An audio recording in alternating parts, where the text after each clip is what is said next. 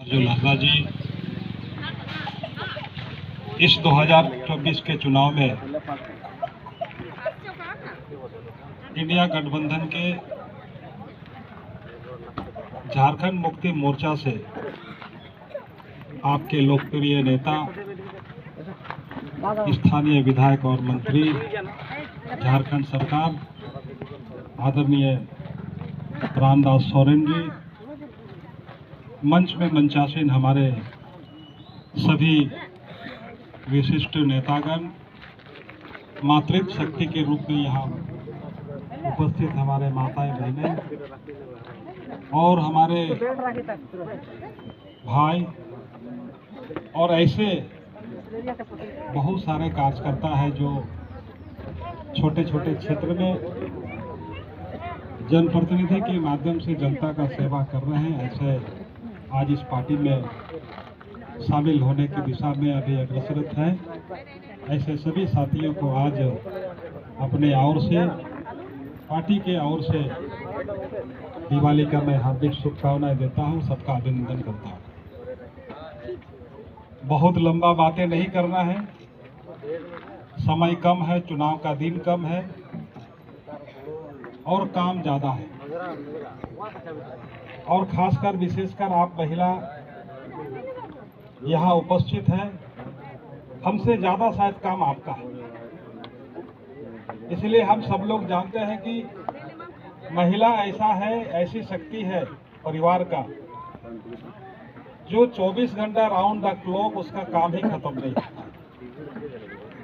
अभी आप लोग ने कुछ घर का काम निपटा के आया होगा और यहाँ पहुंचे। आपके मन में भी बात चल रहा होगा, जैसे ही एक कार्यक्रम होगा घरे जाए, यही कास्टा करी वही कास्टा करी। हाँ सही है ना। अब दिन भर काम करते हो, रात होता है, शाम होता है, चूल्हा चौकी करते हो, सबको खिलाते हो और अंत में आपने सोते हो, अंत में आपने खाते हो। ना पहले सोते हो, पहले खाते तो नहीं ना हो।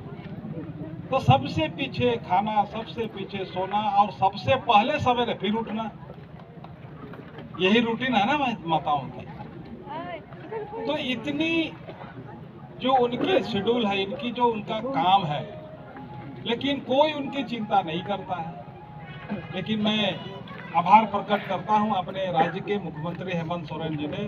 उसने चिंता किया कि इस बहनों का, मैयाओं का हमें चिंता करना चाहिए, उन्हें सम्मान मिलना चाहिए। उनकी चिंता को लेकर के आपके बारे में योजना बना करके यहाँ जितना हम देख रहे हैं सभी महिलाओं ने हाथ उठा के कहा है कि हम लोग ने हमारे मैया सम्मान योजना का लाभार्थी के रूप में हमें लाभ प्राप्त हुआ है। तो बहनों, इसलिए इस बात को मैं बोल रहा हूं कि हमको सभी लोगों को ज्यादा काम करना है। और आप लोग और हम सभी भाइयों लोग यहाँ बैठे हैं, तो आज हम लोग बैठने का मकसद ही यही है कि हमको 13 तारीख को यानी 13 नवंबर का जो चुनाव है, उस चुनाव के लिए हमें फैसला लेना है। हम अच्छा फैसला लेंगे तो हमारा भविष्य भी अच्छा होगा। हम गलत फैसला लेंगे तो हमारा भविष्य में भी हमें अड़चने आएंगे बहुत सारे। तो इसलिए फिर से इस राज्य में हेमंत सोरेन की सरकार बनाना है कि नहीं बनाना है? बनाना है कि नहीं बनाना है? अरे आप बोल नहीं रहे हो। माने फिर से हेमंत सोरेन की सरकार हमें राज्य में बनाना है। इसके लिए क्या करना है? 13 तारीख को 2 नंबर क्रम संख्या में आपके प्रत्याशी तीर धनुष छाप में रामदास को वोट देना है। स्पष्ट है ना? तो आपने तो देना ही है और आपके सगी संबंधी, आपके पड़ोसी, आपके मोहल्ले, इन सारे लोग को भी प्रेरित करना है कि हमें इसको वोट देना है। और इसके लिए आपको भी निकलना होगा। आज हमारे सारे भाई अपने अपने तरीके से पंचायतों में, प्रखंडों में जाकर के लोगों को जागरूक कर रहे हैं। आप भी अपने मोहल्ला में, टोला में एक महिलाओं की जो लाभार्थी मैया योजना का है, सभी लोग एकजुट होकर के और अपने मोहल्ला में एक टोली बना करके आप अपने क्षेत्र में अपने दूसरे माताओं, बहनों को, भाइयों को वोट देने के लिए झारखंड मुक्ति मोर्चा के लिए प्रेरित करना है। और इसीलिए चूंकि ये काम केवल नेता का नहीं, ये काम जनता का है, जनता का द्वारा है और जनता के लिए है।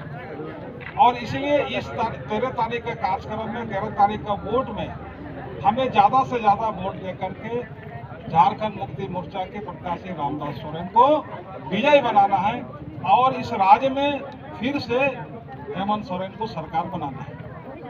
बाकी बहुत सारे बात आपके सामने आया है, किस किस तरह से यहाँ पे क्या भारतीय जनता पार्टी किस तरह का राजनीति, और हम खुद घाटी माटी के पार्टी है।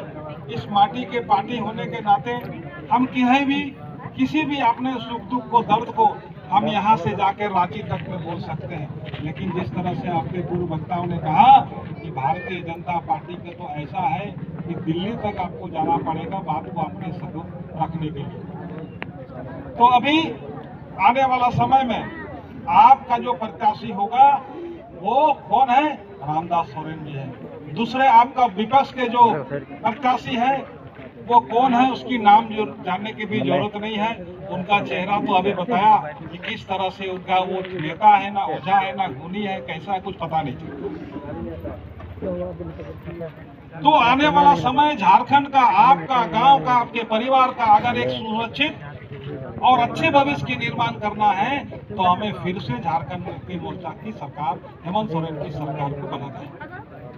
और इसके लिए हम सभी लोग मिल करके, इकट्ठा होकर के गांव में, टोला में एक टोली बना करके काम करने की आवश्यकता है। मैं आपको बताता हूं कि मैं तो पहले भारतीय जनता पार्टी का ही विधायक था, आपका 5 साल सेवा भी किया। लेकिन आज जिस तरह से हम झारखंड मुक्ति मोर्चा आकर के मैं रामदास के साथ हूं, तो आज बड़ी खुशी की भी मुझे लगता है जहां राम अकेले था वहां लक्ष्मण भी आ गए। और राम लक्ष्मण मिल जाने से कोई भी क्षेत्र आदर्श का निर्माण होता है। ऐसे भी राम को तो आदर्श पुरुष के रूप से जाना जाता है। और मैं आपको बताता हूं कि आप अपने गांव में, आप अपने प्रखंड में, आप अपने विधानसभा में, आप अपने रिश्तेदारों में कहीं भी अगर जाइएगा, आप फख्र के साथ कह सकते हो कि रामदास मेरा जनप्रतिनिधि है। क्योंकि विधानसभा का क्षेत्र की जनता का जो आईना होता है, उनकी जनप्रतिनिधि उसकी आईना होता है। आप कहीं से भी नहीं बोल सकते हैं कि बाबूलाल सोरेन, जिनको बात करने का संस्कार नहीं है, उनको पता नहीं। अभी तो जगदीश बाबू ने कहा, इसको बोलता तू चुप था तो बाबू। तो आपका जो प्रतिनिधि है उसका अगर ऐसा स्थिति रहेगा, आप कहीं भी अपने रिश्तेदार को, कुटुंब को, परिवार में कहीं बोल नहीं सकता कि ये मेरा जनप्रतिनिधि है। तो इसीलिए मैं आप लोगों से आग्रह करने आया हूं, विनती भी करने आया हूं कि 13 तारीख का जो हमारा फैसला है वो फैसला आगे 5 साल तक के लिए फैसला है। उन 5 वर्षों में हम घाटशिला विधानसभा को एक आदर्श विधानसभा के रूप में तैयार करेंगे। इन 5 वर्षों में जिस गांव में पुआल का घर है, गरीब गुरबा है, हम उसकी उन्नति के लिए हम काम करेंगे। अभी मैया योजना के साथ साथ में हम लोग सब लोग जानते हैं, इस सरकार ने हर गांव में, हर परिवार में लाभार्थी के रूप में लाभ मिला है। आपको तो मिला ही, किसान को भी मिला। घर में बहुत सारा ऐसा है, आपने पिछले बार देखा होगा किस तरह से हम अपने गांव में बिजली के उपभोक्ता, बिजली बिल से हम परेशान था। इस सरकार ने, हेमंत सोरेन सरकार ने सबका बिल माफ कराया कि नहीं कराया?